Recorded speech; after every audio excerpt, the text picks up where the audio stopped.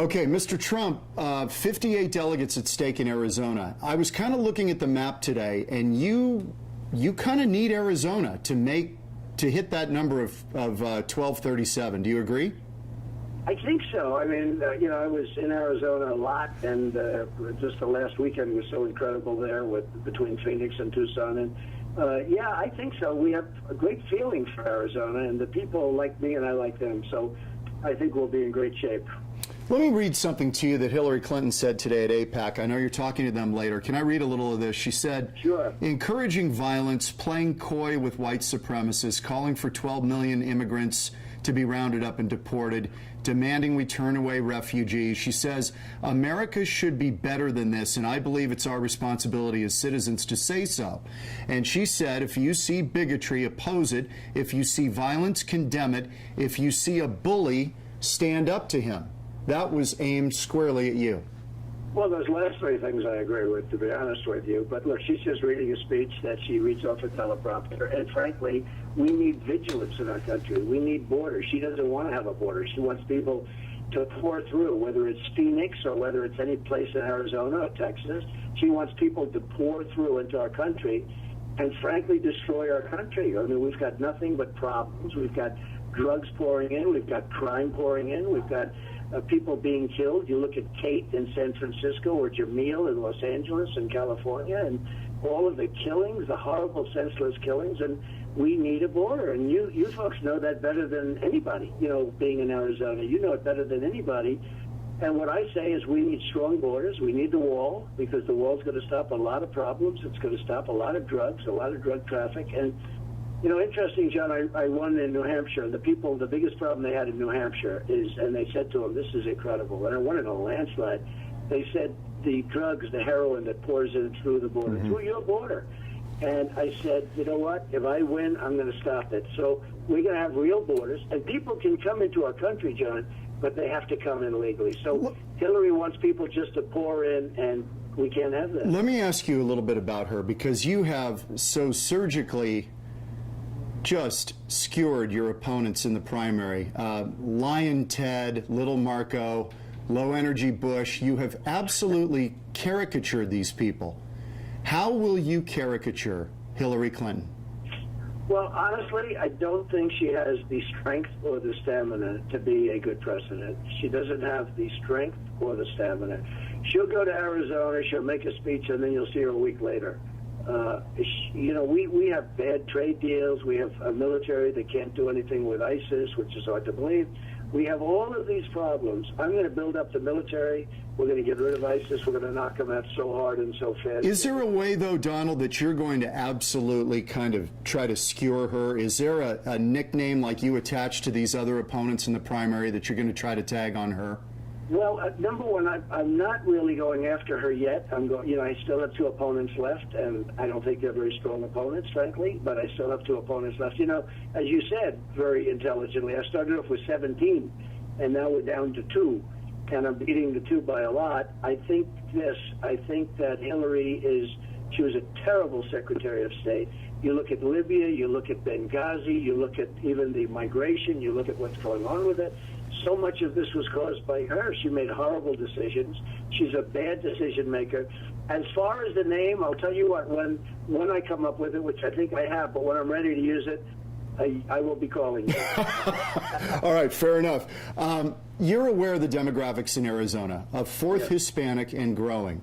When people hear, when you talk about being tough on the border, tough on illegal immigration, a lot of Hispanic folks, Latino folks, they take that to mean, you know what, he doesn't like us. He doesn't want us here.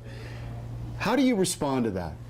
Well, in Nevada, which I won, the state I won very big with a landslide, in Nevada, they did polls because they have a very big Hispanic population, and I came out number 1 in the polls by a lot. I mean, they love me. The ones that really like Trump are the ones that are here legally. When they're here legally, the voters. When they're here legally, they love me because I'm going to bring jobs back from China. I'm going to bring jobs back from Japan. I'm going to do an unbelievable job for people.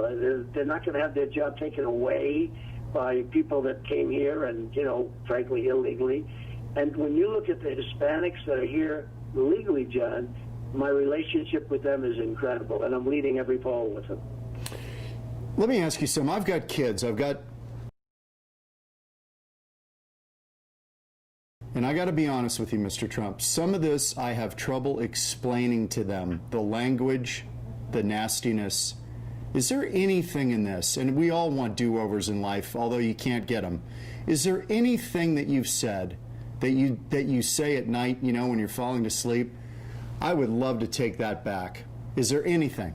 Well, I think in life there's so many things that we take back, John. You know, whether it's, just statements or things you do. And I would say that, yeah, the answer is always going to be yes to that question. But as far as, you know, you sort of, as you said very intelligently, you really can't take it back. It doesn't matter if you take it back.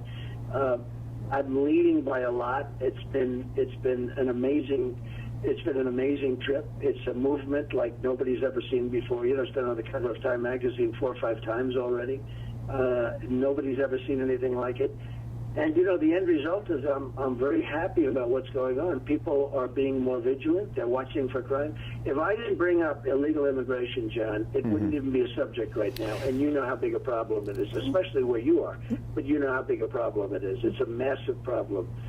So overall, I mean, I'm very happy about, there's always something you could have changed or done a little bit differently, but overall I'm very happy about the way things are. Let me ask you, Mr. Trump, are you at all, because of the tenor of the campaign, are you at all concerned about your own personal safety? I mean, your son got a threat the other day. I saw the security out in Fountain Hills. Are you concerned for your own safety? Well, Fountain Hills was a good example. There was nothing out there. That was beautiful. We had 21,000 people. We had a love fest out there, John. You saw that. Not one person, you know, not one protester standing up. Once Sheriff Joe got rid of a couple of cars that were put on the road, there were no protesters. There were no anything. It was an amazing scene. And that's the way it is normally. You always have to be concerned about your safety and the safety of other people. Actually, it's almost, to me, more important, the safety of other people. But you know, you were there and you saw Fountain Hills. You saw that piece that the people said they'd never seen anything like that. And not one person, there wasn't one protest in that with all those thousands of people that were there. So I don't know, it's amazing. But certainly you're always concerned about safety and your safety and other people's. You've had such a strong brand throughout your career. I mean, Trump, people know what that means. How much does it pain you personally that people are calling you a racist, a bigot? How do you feel about that when you hear these things that you probably have never faced before? I've never had it before. I've never heard it before. It's certainly never been associated with me. And it's very hard to take because I'm the exact opposite. I'm actually the opposite. And people that know me, they say, friends of mine that are African American, they say, you are the least racist person we know. So it's never easy. It's never easy when you get called. You know, when you are called names where you actually maybe there's some truth to something that they say, but when they say things that are so false, it's never easy to take. One more thing. Have you thought about a running mate seriously at this point? I have, but I want to get there first. I'm a closer. I get things done. I get things closed, just like we'll get things done for our country with education and with the Second Amendment and with military and with vets and with everything. We're going to do a great job in healthcare and trade. Frankly, I do think about it. I don't really want to make it too public yet. You got a name in mind, though. You've got somebody you're really eyeing. Well, I really have a few people that I think are very good. I mean, they're very talented. Can I throw a name out at you? Yes. Susana Martinez, governor of New Mexico, a woman, Hispanic, tough on the border, highly respected. I hear so many good things about her, John. I mean, you know, I understand that. It's not the first time I've heard tremendous things about her. And certainly she would be somebody that I would think about.